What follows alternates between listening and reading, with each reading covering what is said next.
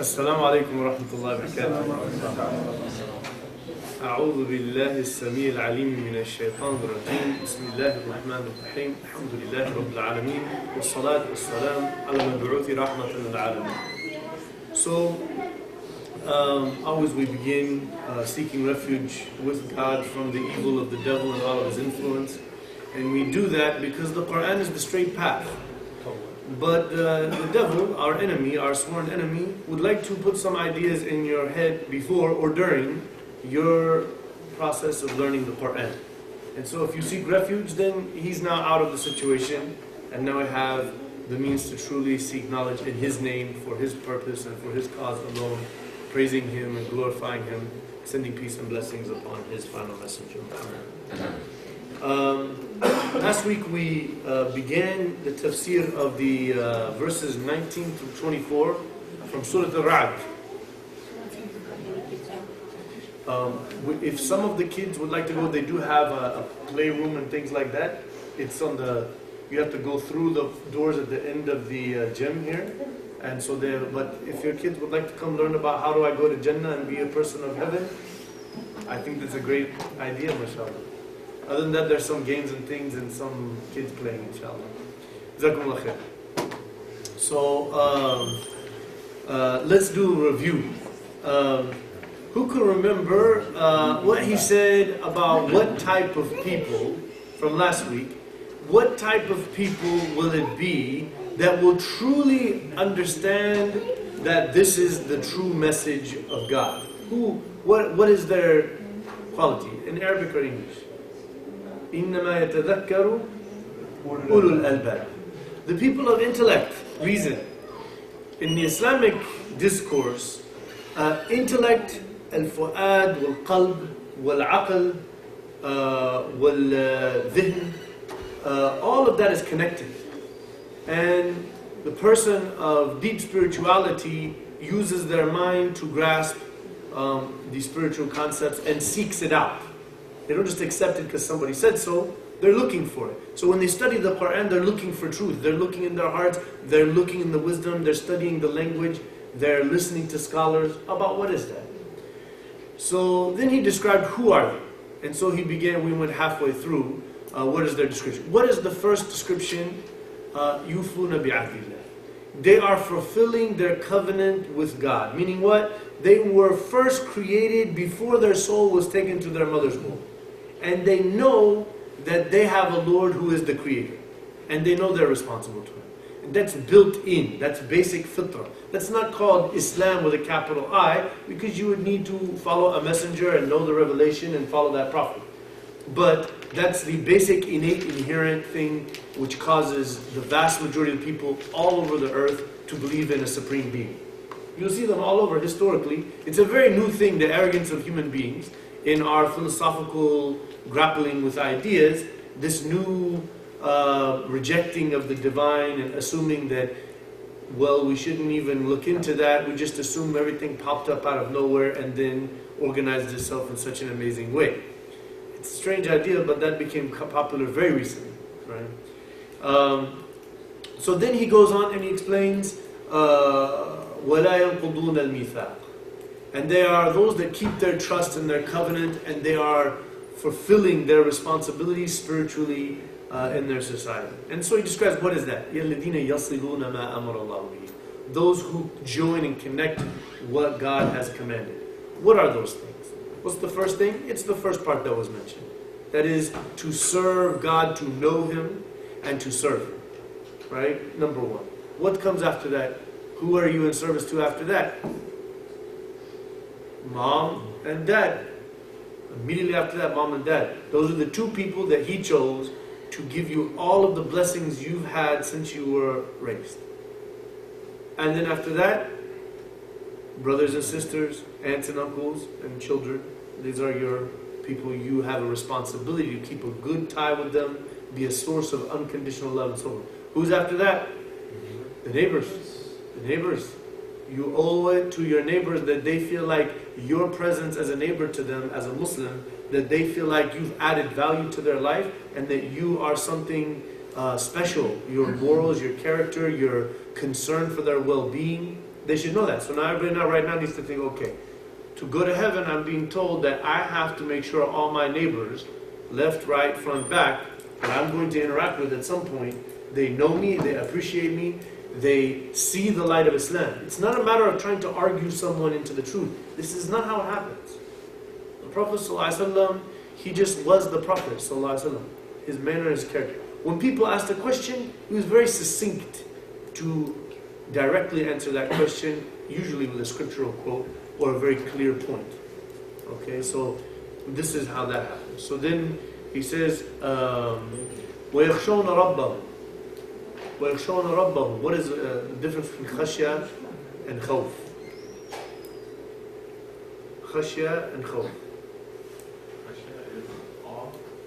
Awe, yeah, awe. A feeling of reverence, of amazement at the greatness of something. So you would be like, in awe of it. Wow, So it moves you, it shakes you. وَيَخَافُونَ سُوءَ الْحِسَابِ. See, many Muslims spread the same story that many Orthodox Jews and Catholic people have spread in their religions. That you should fear God. Fear God. Fear Allah. You will get the feeling listening to that statement that He's out to get you. He would like to destroy you or harm you. That's what when they say fear the lion, I believe that lion will kill me. And that's what he wants to do. That's his nature. He's going to kill me. They say you go to the park, now we're in the mountains here. Go to the park and it says be very careful to stay on the path, do not leave food and things because there's bears. I'm scared of the bear, and I should be. And I should not mess with the bear. And when I see him, I should run. Is that what we're being told about Allah Azza wa Jal? Is that the correct understanding? It is not. وَيَخَافُونَ سُوءَ الْحِسَابِ. In Arabic, there's a very well system that Allah subhanahu wa ta'ala uses in the Holy Quran, which is al-mahdhuf لأنه معروف. Something that is not mentioned because it's known what is being said here. Allah doesn't want anybody to go to the hellfire. People asked when He gave this opportunity, hypothetically, we can't talk like this because things have happened. It's reality. But hypothetically, when He said, who wants to take this trust and be responsible? Everything could have said, we don't want it. But there's one being by nature that says, I want to be responsible and be consciously aware of myself and be accountable for my decisions. And that's the human being. That was the human being's decision. Every last person wishes they were alive. So that's them. And so basically, we are fearful of standing in front of Him, responsible for our actions that we chose.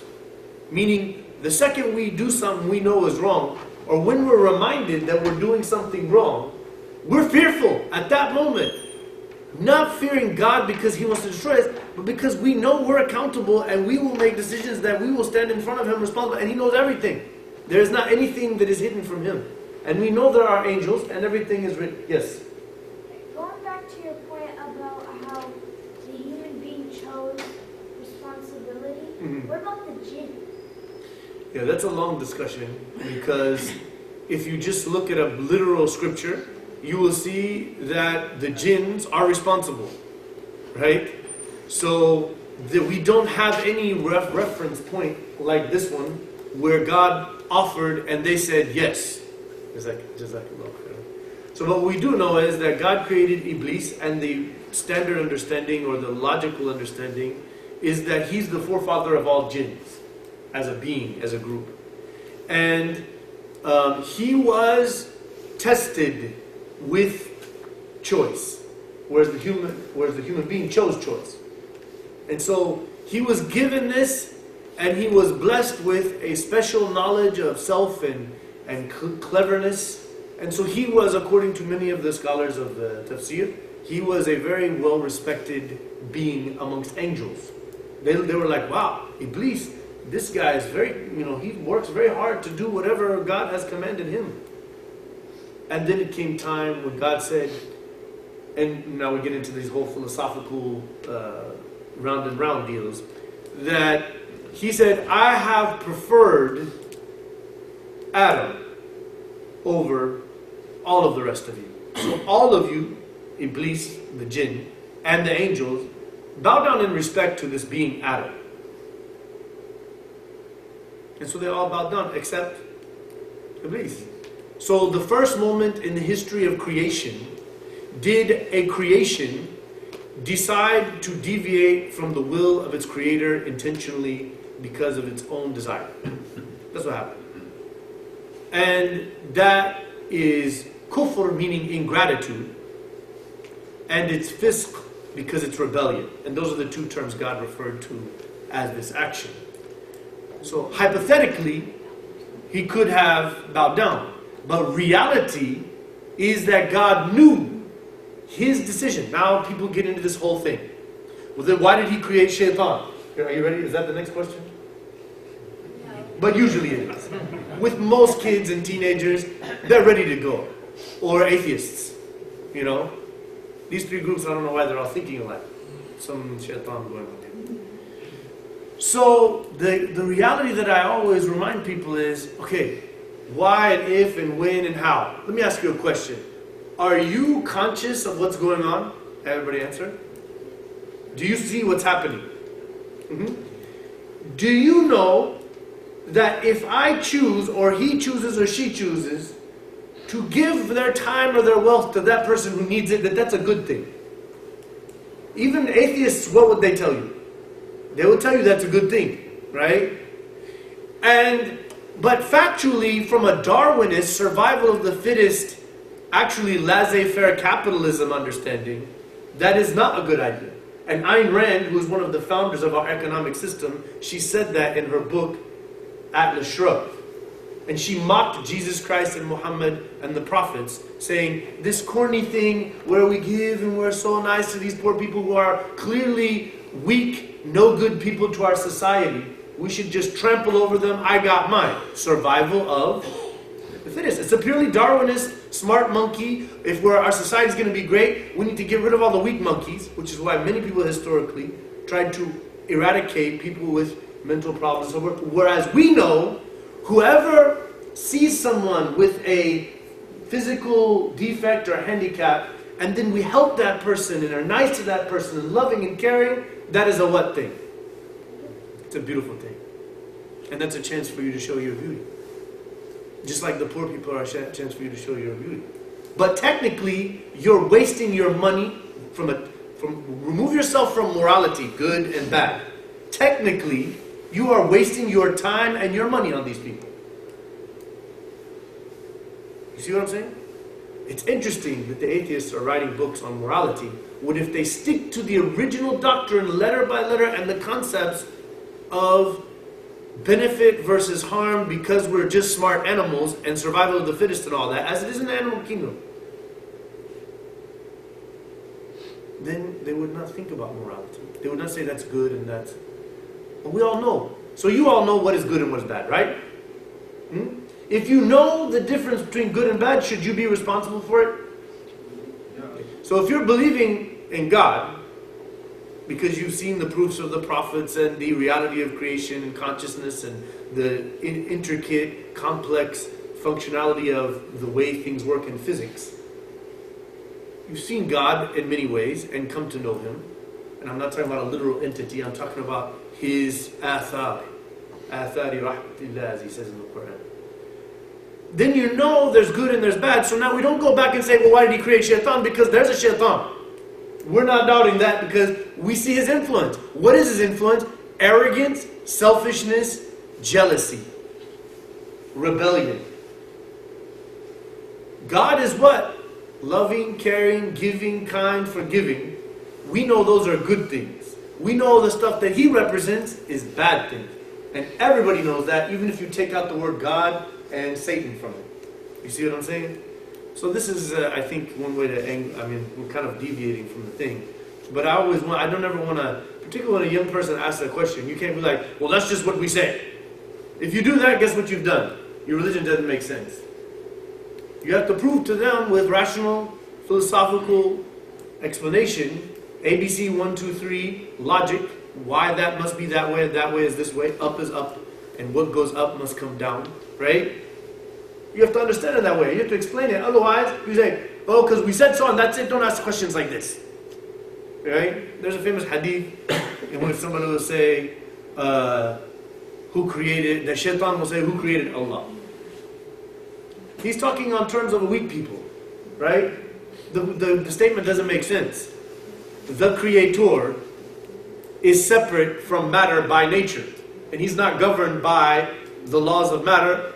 E equals mc squared, time, space, energy, all that is relative. Right? So the creator does not have time. Time is something he created. There's no such thing as before that because it always was. And you cannot grasp these things because they're beyond human, but they're understandable through logic. But you cannot grasp the logic because it's beyond your capacity as someone who lives in time and only understands things in terms of time. You see what I'm saying? For him, everything that's happened has happened. It's all one movie. He already knows the whole thing, has already dealt with it. And it could be 1,000 different ones how he's doing it. He's guiding us for our specific thing. He cannot tell you about his greatness and help you to understand it. That's why he's telling you to constantly say Allahu Akbar and Subhanallah. Don't forget it.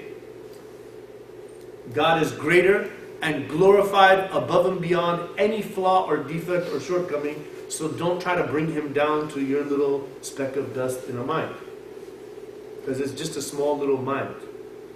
And so this is, that one, how we go. Anyways, let's move on to our today's discussion. وَالَّذِينَ صَبَرُوا بِابْتِغَاءِ وَجْهِ رَبِّهِمْ. So it says there are those who have perseverance, I think is the best.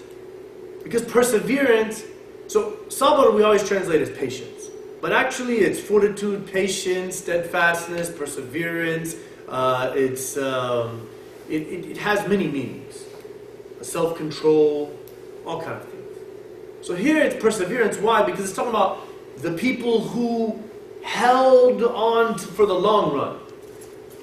Because it's ibtigha'a wajhi rabbihim. They are seeking and desiring the face of their Lord. Face is in Arabic a way to represent the reality of something. I don't want to go too philosophical on you, but even Imam Ahmad ibn Hanbal, the one who is known to be a literist, he made this point when somebody asked him, وَيَبْقَى وَجْهُ رَبِّكَ ذُو الْجَلَالِ وَالْإِكْرَامِ. So if you're going to take the whole thing literal about the yad and the saq and the ayn and all that stuff, then وَيَبْقَى وَجْهُ. So what happened to the saq and the yad? The yadain? It got destroyed? If you're going to go that route, the Saudi route or the Ibn Taymiyyah route, if all that remains is the face must be all of him. Because he, as a eternal, perfect reality. See what I'm saying? So it says wedge. What is wedge from the person? The face. It is a thing you know people by. So when you say I've met you, you say face to face. You don't say arm to arm. You don't say foot to foot, knee to knee. You don't say chest to chest. It would sound strange. Face to face. Why? Because that's how you know people. That's how people are distinguished. That's what makes them who they are. You remember people by their face. You may not forget their name. Everybody forgets the names. But you remember the face. So this is two things. Number one, you knew him and who he was and what his qualities are. And then you were planning to meet him in the hereafter. Because he has said, لَا تُدْرِكُهُ الْأَبْصَارُ وَهُوَ يُدْرِكُ الْأَبْصَارُ. In this life, you cannot actually see him as an entity. You will see his effects and feel his effects all around you and within you. You will feel it. You will know it. But on the day of judgment, إِلَىٰ رَبِّهَا نَاظِرَةٌ. They will see their Lord. It's in the Quran that way. In Jannah, in heaven. So that is what we're talking about. And that's the most, like people talk about, one of the brothers he asked me one time, he was like, so the people in the Firdaus, they get more stuff than the people on the lower level. No. They said about the people of heaven, لَهُمْ مَا يَشَاءُونَ فِيهَا وَلَدَيْنَا مَزِيدٌ. Everyone gets whatever they want. And more. What is that more? And more than that, and better than all that stuff, is to see him. So I know sometimes, what do you mean see him? There is nothing you can imagine that can give you the comfort and the warmth and the peace and the fulfillment and the best feeling ever than just seeing the divine truth that you've always known on a distance. Now you're very close and you are seeing it. The light. Right now when you look at the lights or the sun, what happens? Your eyes get stained and it messes up and it's not good for you, right? That type of a light, you can just stare and stare and stare. Again, when you're in heaven, is there time? There's no longer any time. You do whatever you want, however you want. There's not like in the morning and this and that and when we do and all that. None of that stuff. It's a beautiful perfection. So that's what you're seeking. ابتغاء وجه ربهم صبروا ابتغاء وجه ربهم. What does that mean? Sabr is three things. What are they? Two sabr alas and one an. What are they? الصبر على المصائب أو الأقدار المؤلمة. That you are patient and you have fortitude and perseverance when the decree of the reality beyond your control is not what you would expect or wish it would be. So in your praise and exalting of the perfection of the one who has decided how things will be, and your lack of desire to control everything and recognition that there is no might and no power except with Him, and He is the one that decides what will happen, and I shall see good in it because there is always something good. And in what He has decreed, there is no bad. What is the only thing that is bad, actually? What is the only occurrence that is bad? When a human being knowingly decides to rebel against his creator or her creator. That's the only bad thing. Hurricanes, what happens? Everybody comes together, let's build houses, let's help out, let's give charity, immediately. Let's pray to God. Things that we're not doing that are spiritually deep, now they're all doing it.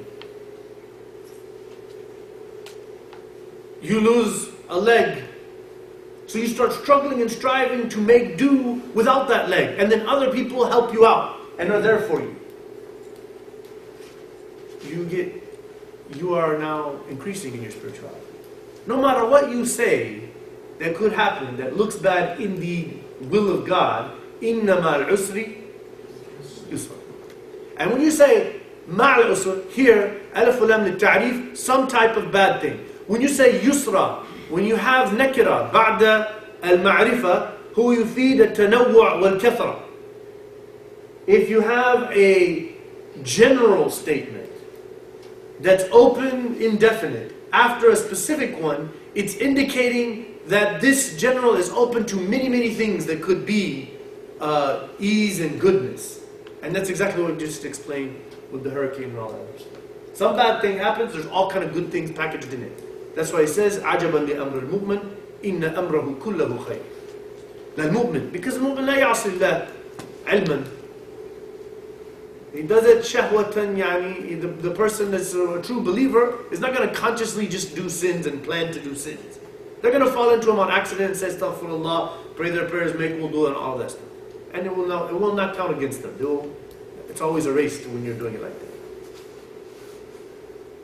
So the second one is as-sabr ala ta'ah. When you're not used to, that's why it says, the child raised in the obedience and worship of God is a special thing, because that will make easy them the path of heaven and the parents as well.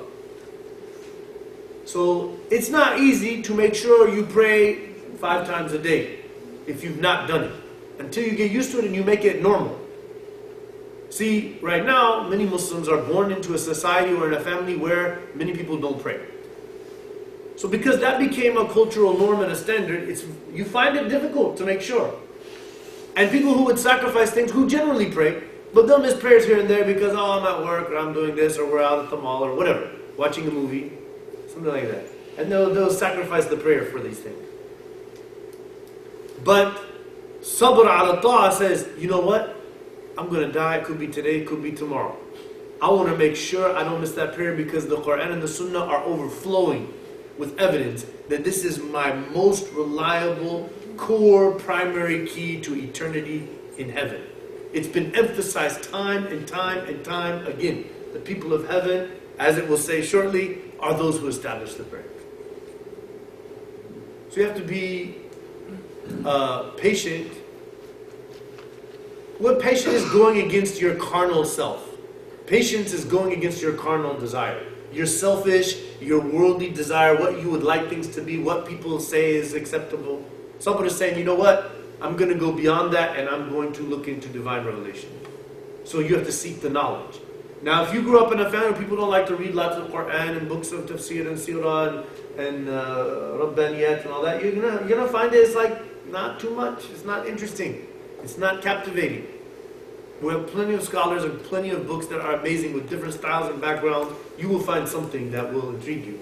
But the devil is there with a whisper. Oh, we have other things to do with our time. So that's sabr al-Allah. And then sabr al-ma'asi. To be patient, not to fall into desire. Actually, the religion is ease. We have to get rid of the rules and regulations, understanding of Islam. Islam is a set of rules. And if you don't follow them, Allah will throw you in the hellfire. That's not the right. What it is, Islam is knowing the creator of the universe and drawing near to him through his revelation, through looking at the beauty of his prophet and what kind of special lamp of truth he was. And wanting to serve him because you feel a yearning and desire for him, knowing all that you've absorbed in this flawed world and this flawed body that you live in. Because you're a soul and not a body. You're a soul, you're not a mind. So those things are realizing that this world is not the place to have desire, attachment. But he has made so much easy for you. That's why Imam Nawawi, he has this big, long, 23 volume or something like that, book on fiqh. It's about the Shafi'i school of thought. In his introduction, he says, any common person can say haram because here's an ayah or hadith. He said it's the scholar's job to study the issue from all around and see how it could possibly be halal. It's not a scholar to read a ayah and say haram. That's old folk disease. Uncle, auntie, grandpa, grandma. They're just simple people getting to their life. Well, I read an ayah, I'm just going to be safe with it. That's fine. But we as people living the life and dealing with circumstances and situations, we need to get some depth in our understanding. Those who think and contemplate. Ulul albab. You will know and be able to live and communicate this message if you are deeply invested intellectually. So he says, وَأَقَامُوا الصَّلَاةِ. Let's go through. What is iqamat salat? It's many things. Number one, what's the number one thing? Well, let's start with the intention. Always ibtigha' wajhi rabbih. The intention. You're not praying because I'm around religious people and they're expecting me to pray, otherwise I'll look like I'm not a real mu'min. Because if you're doing that, then your salah absolutely has no value to it. Cultural salah. And many people do this. This is nifaq. And it's mentioned like that. This is doing things for people. Trying to fit in with people. Trying to do worship for people. It's a riyah. It's a type of minor shirk. You pray because you know that's my Lord and I owe a connection to Him, to myself, to my soul, for its benefit. He doesn't need anything from us. If everybody didn't pray, it doesn't harm Him at all. But they will harm themselves and their own souls. So the first thing, intention. Then we said the time. Time has to come in. I don't know how many times the brother came to me. He said, you know, subhanAllah, I have these things at work, so I just pray the Lord at 11 o'clock. I'm like, why did you pray at 11 o'clock, brother? He was like, well, I will not have time after 12:30, so I just make sure I get it out of the way. I said, la dukhul al-waqt. And the time has to, unless you're like traveling or something and you have two prayers, then you can pray Asr with Dhuhr at the Dhuhr time, no problem. This is in the Quran and the Sunnah, make it easy on you. You understand why you're traveling, you have all these circumstances that are not normal. Right? So yeah, the time has to come in. You have to pray when the time is. That's why the Fajr issue becomes an issue. Because is it the 18 degree or the 15 degree? So you need to stick with the 15 degree to be safe about your religion. Make sure you're praying at the right time or fasting at the right time. So that way you know. Because if you go out, and I've already done it, you will not see any sign of Fajr at the 18 degree. So maybe you're praying before Fajr. Some of the, I know mashallah, in the Muslim world usually they wait 30 minutes after they made that. For sure. sometimes 40 at Fajr. Imam Abu Hanifa said, the hadith says, Asfiru bil Fajr, let it get light out there. Other scholars have a different way of looking at it. But we don't want to go too much. Now, what's the other thing? Tahara. You have to be purified. Islam makes a direct correlation between physical and spiritual purity. The baptism. We Muslims baptize all the time. We're doing baptism all the time. This will help you relate with your Christian neighbors. Really, you guys believe in baptism? Of course. It's a big deal. Everybody does it all the time. I thought that's just when you embrace the faith. Well, the Prophet taught that too. People want to say, I want to become Muslims. You need to wash your whole self and intend to wash away your sinful or heretical, blasphemous past. And now enter into the light of God. So, that's that one. What's another one? Qibla. To make sure where we're going. Where are we praying? You have to make ijtihad. Can't guess and then be wrong. The Prophet ﷺ said, Ma bain al-sharqi wal-maghribi qibla. So it is easy. But if you end up praying that way, that's not sharq. What he means by that, so we know the qibla is this way. Let's say you prayed that way. Somewhere between here and there is a qibla. If you did your due diligence and you came up with this, you're okay. But if somehow you came up with this, you did not do your due diligence. Unless you're stuck and there's nowhere to know, then you're fine. You pray it as you are. But if there's somebody to ask and some place or some map or some phone to use, you have to. And if you don't, it's a big problem. So, Yeah.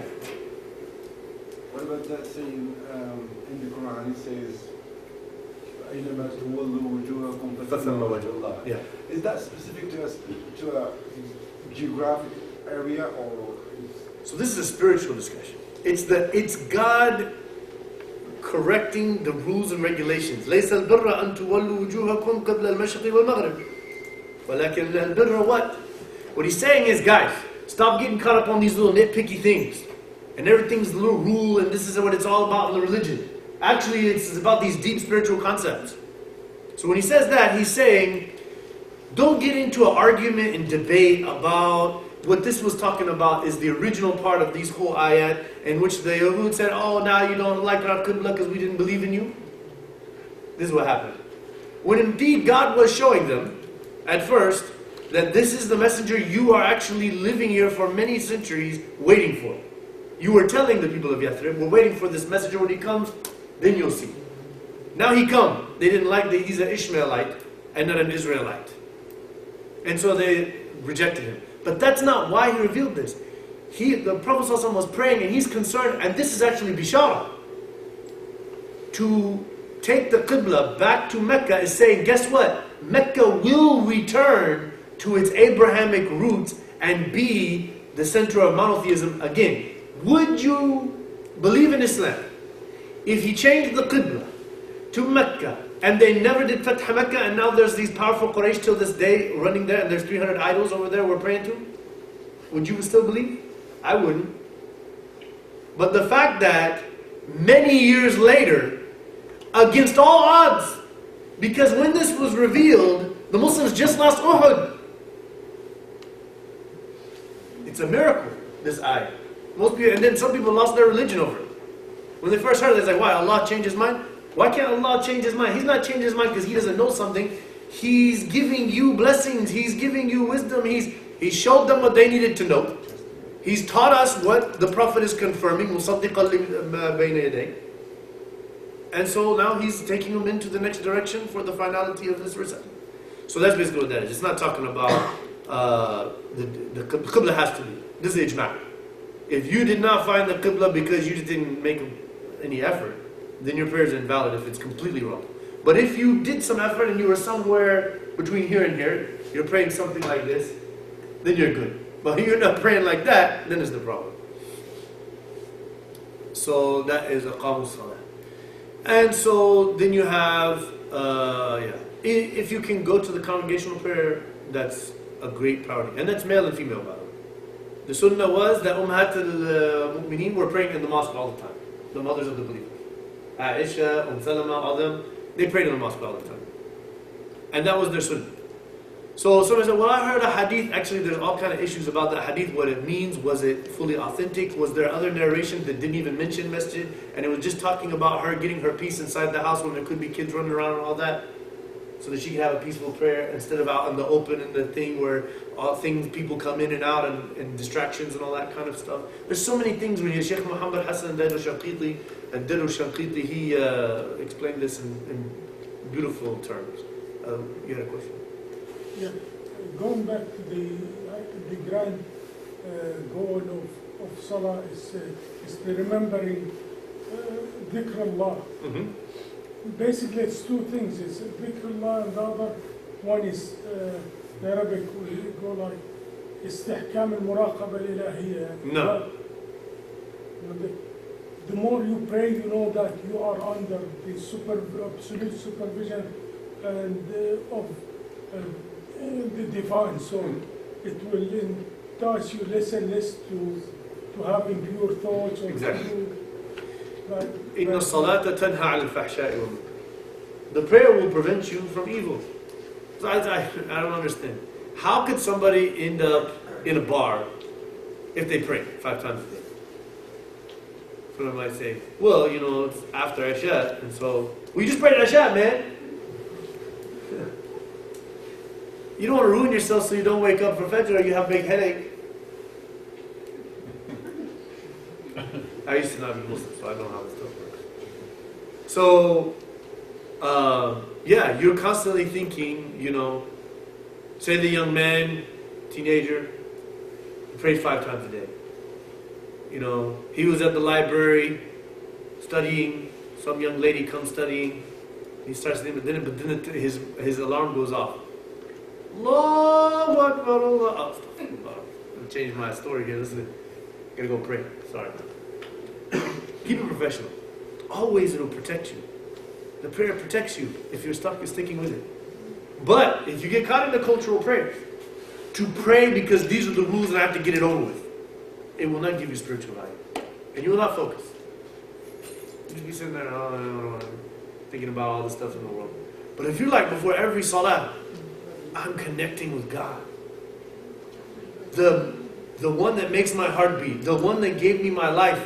I'm right now having an intimate, as he said, Yunaji Rabbah. The person who's in the prayer is having an intimate conversation with God, his Lord, his creator, provider, sustainer. So each thing that you are communicating, you are doing. And so that's why, a lot of people get into that mechanical prayer. I remember one time, somebody came to me and they said, are you allowed to say something other than Subhana Rabbi al-Azim? Actually, he said, Subhana Rabbi al-Azim. There is no al-Azim. That doesn't exist. There's Azim. It's a law. If you say Azim, it's some other word that doesn't kind of make it sound strange. It's not a description of God, right? And that's where you got. It's like somebody, but I heard you were supposed to say it like that. Well, you better make sure you know what you're saying. This is serious stuff, man. Or say it in your own language. No problem. So he said, do I have to say that every time? I said, no. Actually, if you read the hadith of Ruku'ah, there is at least 8 authentic and another dozen things that it's narrated the Prophet ﷺ has been using. And in one narration, they asked him, what do we do in Ruku'ah? He said, فَأَمَّا الرُّكُوعَ فَعَظِّمُوا فِيهِ الرَّبِّ. He didn't say, بِصِيغَ مُعَيَّنَةٍ أو كَمِثْلِي أو هذا. He said, glorify and exalt your Lord. As you like, in your own way, in your own language. And so, then he said, أَمَّا السُّجُودُ فَأَقْرَبْ مَا يَكُونُ الْعَبْدُ لِرَبِّهِ وَهُوَ سَاجِدٌ فَأَكْثِرُوا فِيهَا بِالدُّعَاءِ. The closest anyone will get is while in prostration. Wallahi, for me, prostration is the pinnacle. I can just let it out. I got all these things. I've got responsibilities. I've got circumstances. I've got things I need to get done. I've got blessings I'm looking for them and for the others and family and friends. It's the open door. It's the open door in your prostration. Yes? So whenever you said that we're having in the prayer, we're having an intimate conversation with God, is that more of a like a metaphorical thing, like different from the way we would see, the way we would perceive a conversation? Yeah, because when we say conversation, he's going to talk back to you. And if you start hearing voices in your prayer, you got a problem.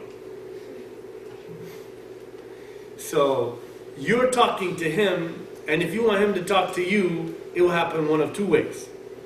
Either you will very vividly feel and see the answers to your prayers, which anybody who has prayed a lot sincerely have seen that happen and feel it when it happens. Or you'll read the Quran and he will talk to you. And that's why when you're standing, you're reading Quran, because he's talking to you there. So this is where the conversation comes. But obviously, he's not going to respond to you.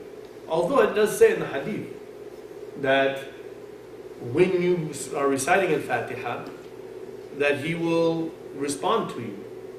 My servant has praised and glorified and exalted me. إِيَّاكَ نَعْبُدُ وَإِيَّاكَ نَسْتَعِينُ. Only you do I worship. Do we worship as a collective, as a community? Only you do we seek help. Then he says, the situation is now between me and my servant. Meaning, ask. Now the most important question anybody could ask of God is, guide us to the straight path. As a collective, if you say, guide me to the straight path, mashallah, you may be guided, but the whole ummah is struggling. Guide us to the straight path. And that's the best question. And then the next surah explains what is the straight path. ذَلِكَ الْكِتَابُ لَا رَيْبَ فِيهِ هُدًى لِلْمُتَّقِينَ. This is the book. There is no doubt about it. It is guidance for those who are mindful and conscious of their duty to God. And similar descriptions he gives. وَأَنفَقُوا مِمَّا رَزَقْنَاهُمْ سِرًّا وَعَلَانِيَةً. And they spend. Does أَنفَقُوا mean they gave charity? أنفقوا does not mean give charity. تنفق على أهلك, على عيالك. You are spending your wealth to buy your house and feed your family. Is that charity? I mean, some hadith would indicate it if you intended, and particularly if you're feeding your wife, the Prophet had mentioned in some sort of an intimate, loving, romantic kind of way to show her how you care about her. More of her responsibility. Yeah, it's a responsibility. It's a wajib. Nafaqat wajiba. It's not charity. So that's part of it. So you have to take care of your responsibilities. You have to take care of your family. You have to pay your taxes. أنفقوا. They give out of their wealth. مِمَّا رَزَقْنَاهُمْ. It's mustahabba too. So if you give charity or you give to somebody comes to your house and you go out of your way to make sure they have things, and this is in fact you're giving them, you're taking it, but they don't need it. It's not charity. This ayah does not mean charity. يتصدق is charity. So أنفقوا مما رزقناهم. Rizq. Is rizq just wealth? Is that money? Is that like things? Or is rizq time and skills and care and concern? Those are rizq. Ilm, knowledge. This is all rizq. So you take your rizq and you give it to others because you know where it came from. Sirran wa alaniya. Sirran lil fuqara. So he says,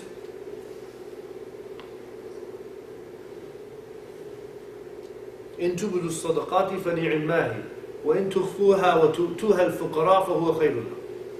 Maybe we misunderstood this. We do these fundraisers and so many brothers are like, I don't want to see. No, here's what you say. Alaniya here. You're being called in the forefront, like the Prophet called the Sahaba. We have the mushrikeen or the Christian that come in to destroy us. Who's going to give? And he was like, I'm going to give. I'm going to give.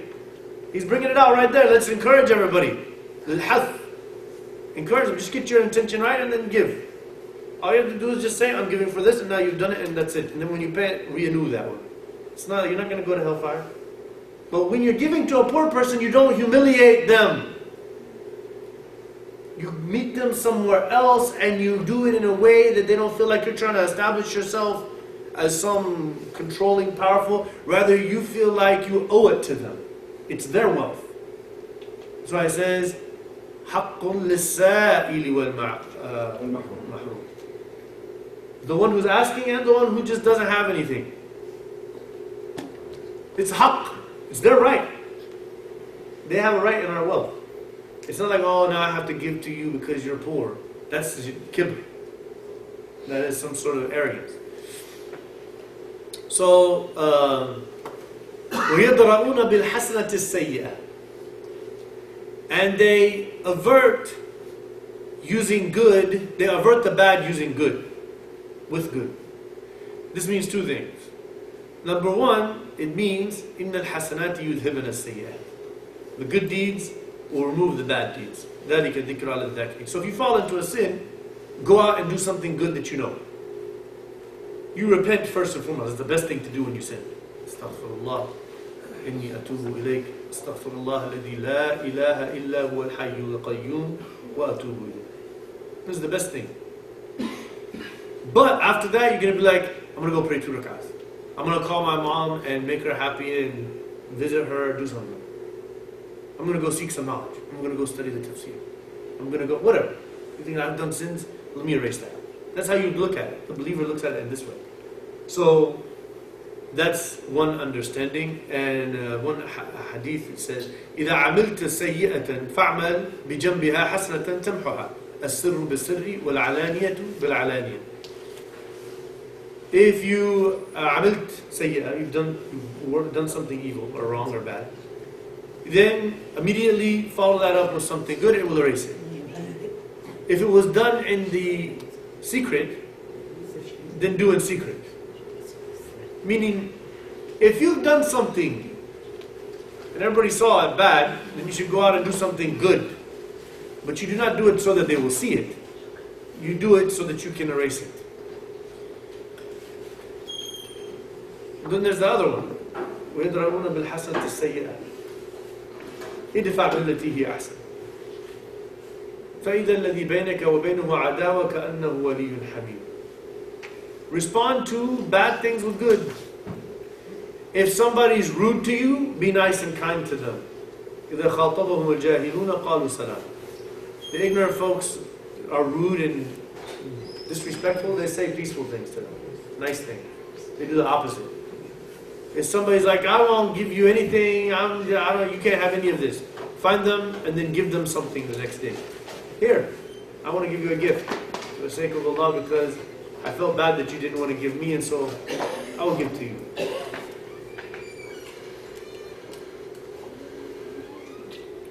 أولئك لهم عقبى الدار. These people with all these qualities and characteristics, they will have as a recompense, as a result of what these things they were doing, they will have the following place to live. Dar. جنات عدن تجري من يدخلونها ومن صلح من آبائهم وأزواجهم. They will go into the gardens of bliss eternally.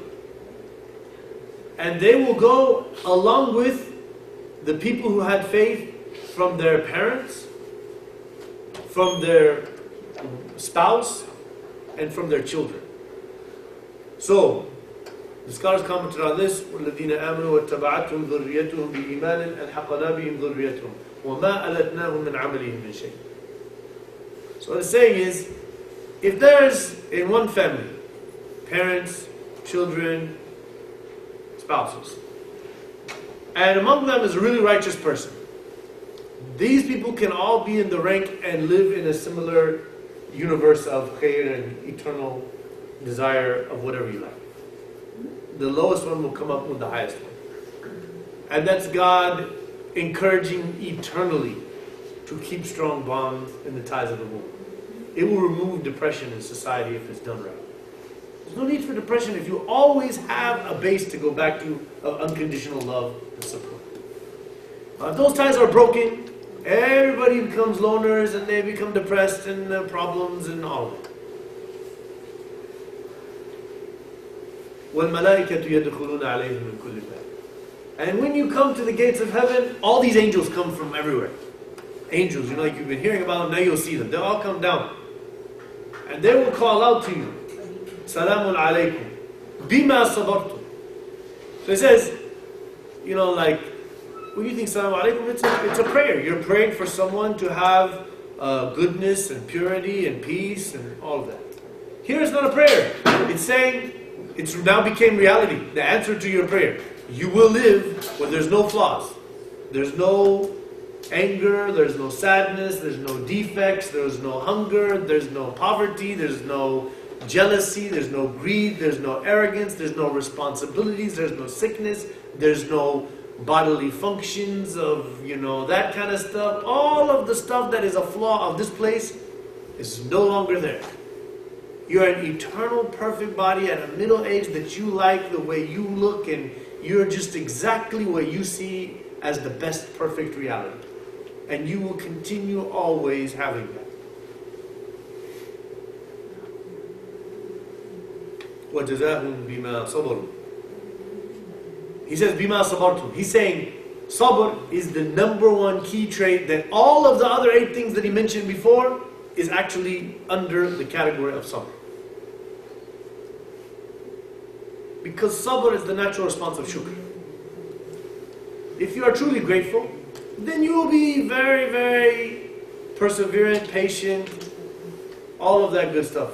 Steadfastness in your faith, because you're grateful for being given life and all the good things you have and all you hold dear. It came from Him. So now I should live a life in which I control my carnal base self of worldly material attachments, and I seek an eternity of spiritual bliss. This is فَنِعْمَ عُقْبَ الدَّارِ.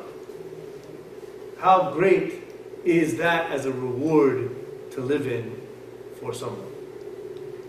The only other place where this structure comes, he says, وَنِعْمَ أَجْرُ الْعَامِلِينَ.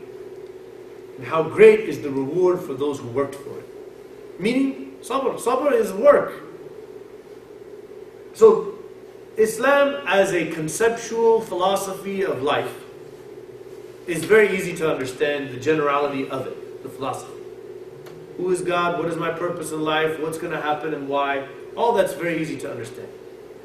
Sticking to the straight path until you make it normal. And that's the difference between النفس الأمارة بالسوء, النفس اللوامة, النفس المطمئنة. Mutma'inna got used to it because they were so much accounting themselves. Nobody, by the way, should claim I'm nafs al-mutma'inna. If they did, they clearly are not. Because that's arrogant. Somebody's like, I'm on the haqq, I'm on the way of the salaf. I'm the right, I'm the true Muslim. Me and my group, we're the Muslims. So, brother, what are you talking about? We're all Muslim. But we all have our shortcomings and flaws, and it's going to be a process. Nafs al-lawama. You're blaming yourself. And you're aware of your sinful inclinations and desires and worldly attachments. So now you get to this point where you're very comfortable with this process of being lawam. You will accept advice. You will constantly change. If you're staying the same, chances are you're not following guidance. Our scholars have all, mashallah, Shaykh Salman al-Uda has a long bit of my life. They put him in jail months ago. His son is very, very sad and upset because they will not allow him to talk to him. The most peaceful, easygoing, wise scholar you meet. But they know he's a threat to be a real solution for their society and all their corruption. He has a whole thing about this point. He has a whole long hour-and-a-half lecture on Ihdina Sirat al-Mustaqim. Why are we saying that 17 times a day if we're not going to be needing to get back on it and understand it better? If there's a point where you're supposed to get in your life, where you know everything, religion's the way it is, and I understand it, and I'm following it. And it's just stagnant. It's staying the same. Same price. It's like a cultural thing. Now it became, this is religion, I do it, that's how it is, that's what it is. I can tell you, as your brother with many flaws still, that in my research and in my practice of trying to do this path, there is no end to the dhikr and the remembrance and the knowledge and the understanding and how that relates to the realities that you're living with. As time changes and people's and circumstances change, the law is a very vast, rich, fluctuating beauty of divine wisdom and truth. It's not this monolithic, one-size-fits-all. No. It is divine truth dealing with everything. Why is everything different? Why are there different, chemical compounds? Or why is it all like that and so deep and beautiful? Different colors and ways of bonding and interacting. So the believer will always be going through changes for the better. Learning new things, gaining a better understanding of Asma'ul al-Husna, of dhikr, of sticking to the dhikr. There's many people who could recite you many of the daily remembrances of the Prophet ﷺ, but if you were to look in their life, probably most of the time they don't say anything. But then it tells me you're supposed to say this. And that's where it's a constant process of review of self and becoming more comfortable with it. And I can tell you, I'm on a great day when I got in all of the mathurat of the morning and the evening. And that's rare, but some of the Sahaba were doing that every single day. The Prophet was doing it his whole life. From the day he got his revelation, he was just in a deep state of dhikr. So it's a striving process. So that's what we would have. Ni'ma ajrul amili. The reward for those who keep working at it. And they know they're working at it. And they're conscious that there's work to do to become more spiritually viable and having stronger integrity in my moral connection with the divine. Any questions on this one? Inshallah. Jazakumullah khair. Sorry if I... yes? When we're talking about this, aren't we talking basically about the الحياة بالإسلام أو الماضي يعني والنفس اللوامة when you're not, you always blame yourself, you want to build a better faith. يعني I don't know if I'm making myself clear. How do you couple it with الحياة meaning you always feel inferior to God, always feel تستحي من Allah because you didn't reach your potential in faith. Yeah. Well, that's what that is. I mean, those are very much connected concepts. To have this spiritual shame, to feel concerned about how God feels about what I'm doing, and how that will affect my soul, and how that weighs into the balance of true gratitude. That's all connected. But on the other side of the scale, you should never become depressed and feel hopeless or something like that. There's nothing wrong with saying, I am so happy that I'm guided and I understand the generality of guidance and I'm doing my best to follow it. I have a lot of work to do, but I'm pretty comfortable if I'm living and keeping up my prayers, seeking some knowledge, working on my spirituality, taking advice, giving advice. I'm preparing that I'm going to heaven if I die right now. That's why you feel the fear of accountability the second you fall into some serious sin. At that moment you're like, oh no, if I die now, I'm destroyed. You see what I'm saying? Now the fear comes.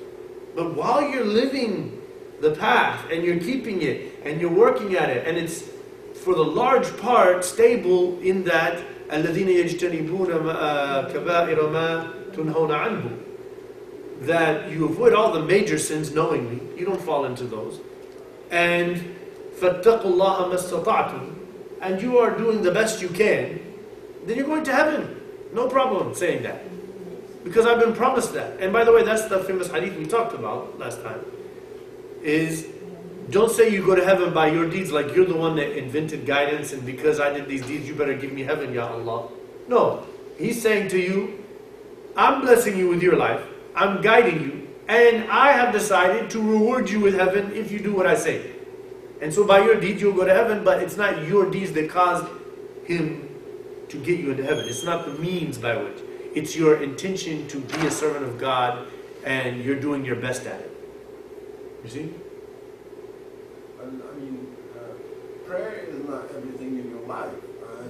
These are the things that are going to align with the prayer for you to get to that spot in the heaven. Yeah.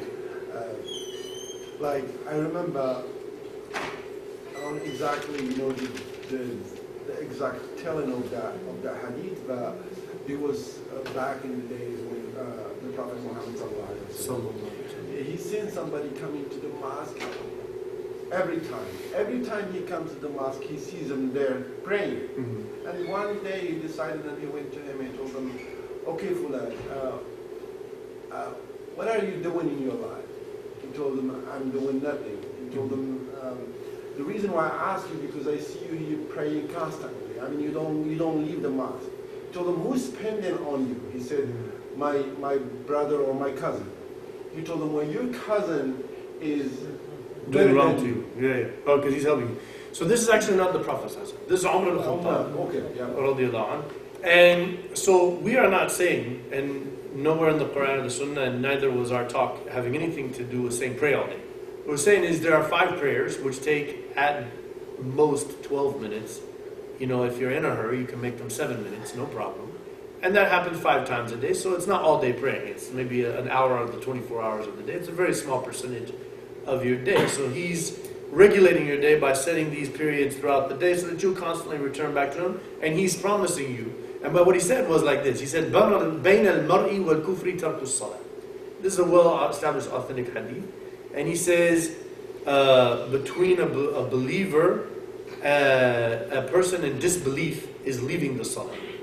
And in one hadith he said, من ترك الصلاة متعمدا فقد برئت منه ذمة الله ورسوله. That whoever would leave a prayer intentionally, then they have completely separated themselves from the protection of God and His Messenger. And the Quran, when it talks about who are the people of hell, it says, قَالُوا لَمْ نَكُ مِنَ الْمُصَلِّينَ. We used to not pray the 5 days prayer. Here's talking about 5 prayers, not the sunnahs and all this and withers and all that. That's extra. If you did it, mashallah, it's a great thing. It pads your fard. So the Prophet ﷺ says, أول ما يحاسب المرء عليه يوم القيامة الصلاة فمن حسنت صلاته حسنت سائر عمله. حسن سائر. So whoever, the first thing on the Day of Judgment a Muslim will be asked about is your prayer. If your prayer is all taken care of and all that, the general reality of your deeds will be good because you're remembering God and so forth. Right? And then if it was bad and it wasn't followed, that's the Quran. It says فخلف خلف أضاعوا الصلاة واتبعوا الشهوات فسوف يلقون غيا. That the prophets came and they all told the people, as the Prophet ﷺ says, العهد الذي بيننا وبينكم الصلاة ومن تركها فقد كفر. The covenant, the core covenant between us, the prophets, and you, the worshippers, is the salah. Whoever left it has left the religion. And so he says that the prophets came to this salah. Then فَخَلَفَ خَلْفٌ مِنْ بَعْدِهِمْ, that a group came after them, أَضَاعُوا الصَّلَاةِ.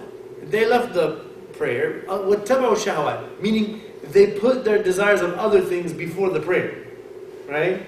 فَسَوْفَ يَلْقَوْنَ غَيًّا. And they'll go to hell for this.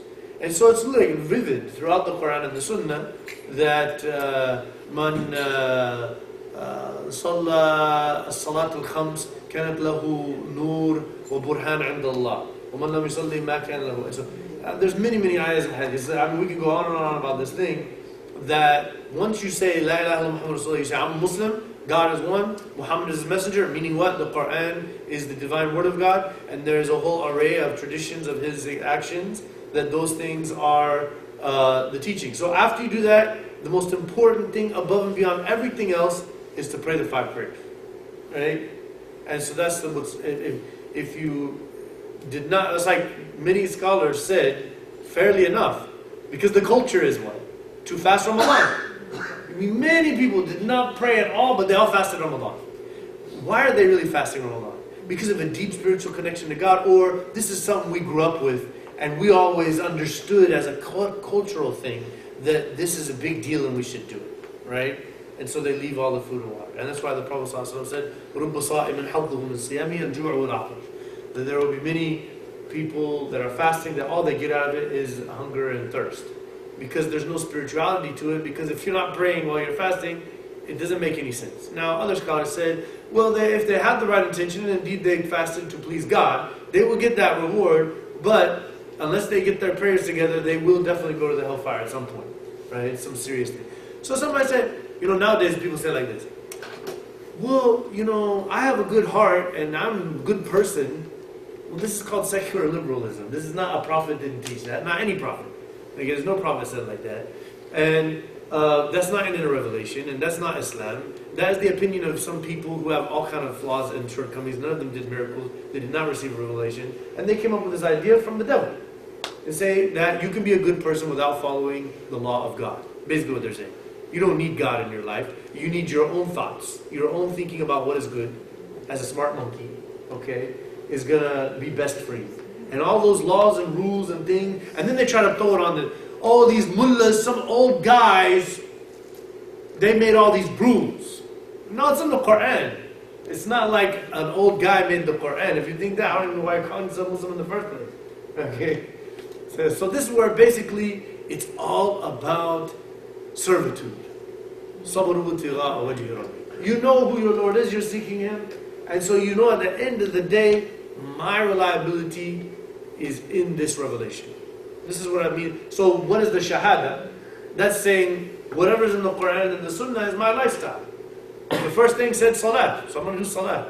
If 100 million people on the earth say to me, you don't need to pray Salat to go to heaven and be a good person, I'm going to say to them, show me the miracles that you can do with this revelation that you're giving me. And when they say I can't do that, I say, that's why I believe in prophets and follow revelation, because it has miraculous truth behind it, and silsila anbiya with nubu'at.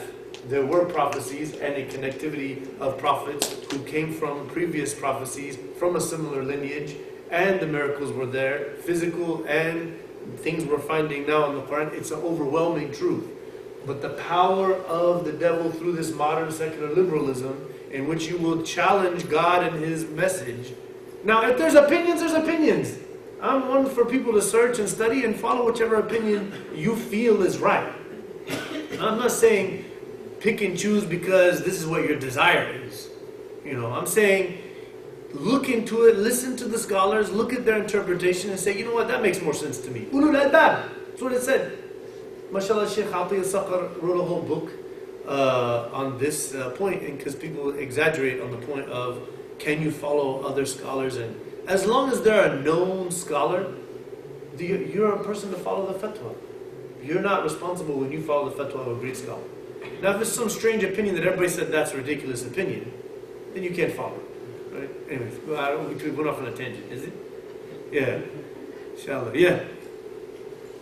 Just play the devil's advocate. A lot of ulama, as you know, they stress on that mechanical part of faith, where younger people would think, there is, in the day of judgment, the most significant scale is the scale of ethics, but you have to communicate that this goes hand in hand, because some of I don't want to say ulama, some of the religious class, especially in the Arab world, they were not. Well, see, in the modern world, we do have. In the modern world, actually, it's not even the modern world. I'll be honest with you. I can meet you in the middle on this one.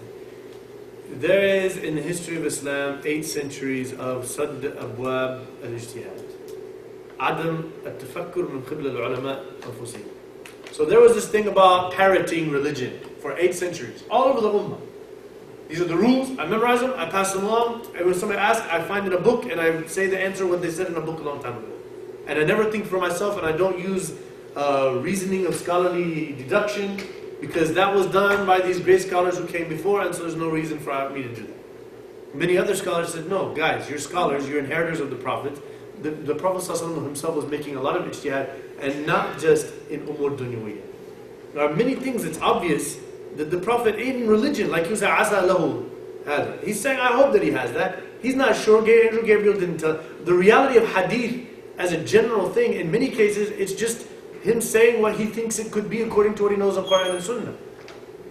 Not everything is the angel Gabriel said, here, answer them with this. Not every single thing is like that.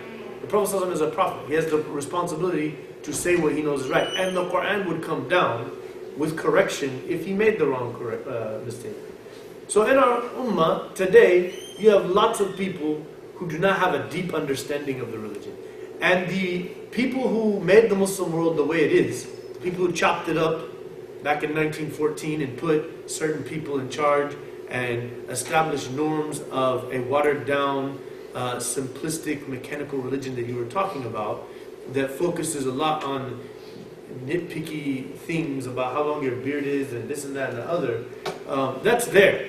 So for sure you should be knowing your religion, not to get caught up and waste your time and have this focus that is non-prioritized according to the Quran and Sunnah. Yes? 10 minutes over. Okay, mashallah. Actually, 12. So it is not that the common person is just supposed to follow whatever Sheikh said and never question it, and just follow one school of thought. Nobody said that, and that's not Islam.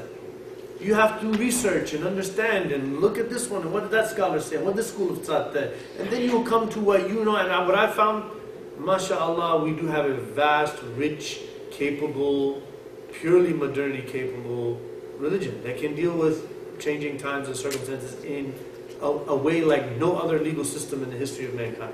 Actually, the American system is trying to copy it historically. It's just want to kick out God and all of that stuff and use the very same exact, like the principles of our legal court system and the concept of the Constitution. If you look, you'll find all kind of ayahs and hadith and all the books of maqasid and qawaid fiqhiyah talk about that stuff long before America existed. So the question is, where did they get it from? Were they given ilham, or did they happen to read a lot about this stuff from their Spanish and counterparts and the Turkish influence that came to Europe? And when people used to go, Europeans for many centuries would learn Arabic and go to the Muslim world to study the sciences. And we're talking about chemistry and geometry and algebra and physics and geography and astronomy and all of that stuff. And at the same time, they would be exposed to the philosophy of religion and theology and all of that at the same time. And so that stuff was inculcated, right? The Renaissance or the Enlightenment. And by the way, this is not my claim as just like the imam who's all, blind by his religious conviction. There's PhD thesis written by objective non-Muslim researchers on this subject. That you can see the connection of the Muslim influence leading to the Renaissance and the Enlightenment in Europe, and thus the United States of America. So this is like, some deep stuff. Right now, they want you all to believe that the ignorance and weakness of some people in our community that are proposing themselves as religious people who are born in a vacuum of ignorance and living in a society that does not understand the depth of the religion and are fighting for little minutia issues of trivial matters, they would have you believe, like, when you think Sharia right now, what do you think? Saudi, Boko Haram, Taliban, ISIS. This is Sharia, right? These are absolute disgraces to Allah and His Messenger and everything holy. But yet, you are all, the whole society, you have been made to think of those things, one way or another, when you think of the word Sharia. Anyway, Jazakumullah khairan, subhanakallah, alhamdulillah.